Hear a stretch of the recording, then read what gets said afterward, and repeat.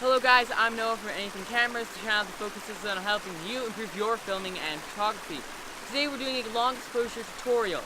A long exposure is an exposure in your camera that is like a second to several seconds long, and this is used to blur certain elements in your photo like a stream or waterfall as you see here.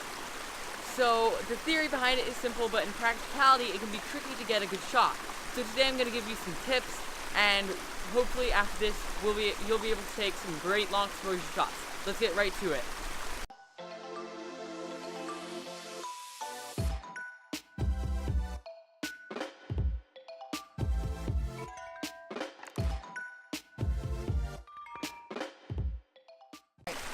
Okay guys, so there are two different ways to do long exposure shots.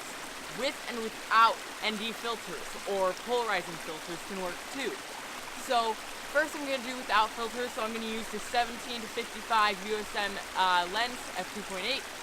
But really the aperture doesn't matter for long exposure because you're going to put the aperture all the way up. We'll get to that in a minute. And if you don't use filters, or even if you do, you can do image stacking, and we'll do a basic tutorial of that, and that will average out the exposure so you get even more blur in the image. It'll make more sense once we get there. However, let's do some shots without filters first. So how do you do this? Well, you're going to start by using a tripod, and you want a very sturdy tripod. If you want to see a review of the tripod I'm using, then you can click the cards above. However, make sure that you do have a sturdy tripod because we don't want any camera shake at all whatsoever. The lens you want is as wide as possible. If you're on a crop sensor, then 12 millimeters is great. However, I'm going to be using 17 and 18 millimeters today because I don't have access to a wider lens. And if you're on a full frame, then try to get a 16 millimeter.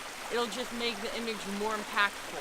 Other handy things to have are an intervalometer or remote shutter release. We'll talk about those in a minute. And also a polarizing, or even better yet, an ND filter. I'm going to do some shooting, Leaf will get some B-roll, and then we will talk about what you saw because it gets hard to yell by the stream. Okay guys, so we got a whole bunch of B-roll of that because it was really hard to yell over the stream. Otherwise I totally would have done so. Okay, so let's go through a process of what I did without the filter first.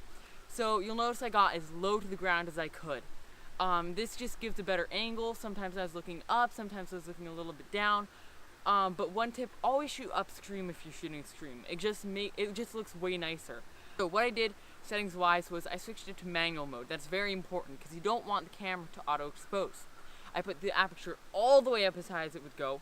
In this case it was 22, but if you can get to 32 then that's good. I put the ISO at 100 so it would be as little exposed as possible, and then I just adjusted the shutter speed accordingly so it was properly exposed. In this case I got 0.6 seconds, and that gave some nice motion blur as you can see here.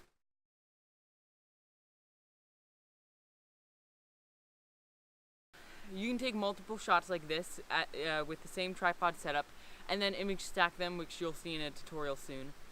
And you can get even more blur. And it will be the equivalent of a longer exposure. So then I threw my ND filter on. So I got a variable ND filter, and this was a mistake on my end because they cause heavy vignetting and little spots and artifacts. So get a decently priced, as in not cheap. You want a more expensive ND filter, and make sure it's not a variable ND. It will cause, like I said, it'll cause vignetting and artifacts, and just don't. So normally when doing a long exposure with a DSLR, you're going to want to block the optical viewfinder. That way light won't leak in and it won't cause weird artifacts, just seen here.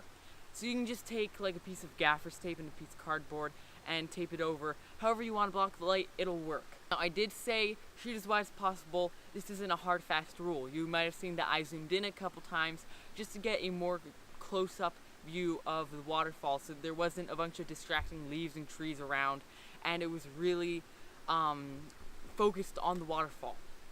So then I put my ND filter on and I put it mostly to max, and I started doing 30-second shutter speed. So we had little enough light that I could put the aperture at 22, ISO 100, shutter speed at 30 seconds, and it was a little overexposed. I used the intervalometer in two ways. The first way was just a remote shutter release. So I pressed this button, it fired in manual mode at the shutter speed I had set to.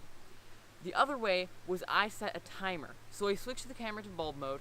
I set timer for 30 seconds since I knew that was the proper exposure, and I had the intervalometer take 4 30-second shots, and I didn't have to touch the camera after starting the timer. This is just a $20 intervalometer. You can get a $20 intervalometer and it works amazingly. And lastly, just experiment with your composition and take time to get good shots. Thanks for watching. Check out the tripod review, and I'll see you next time.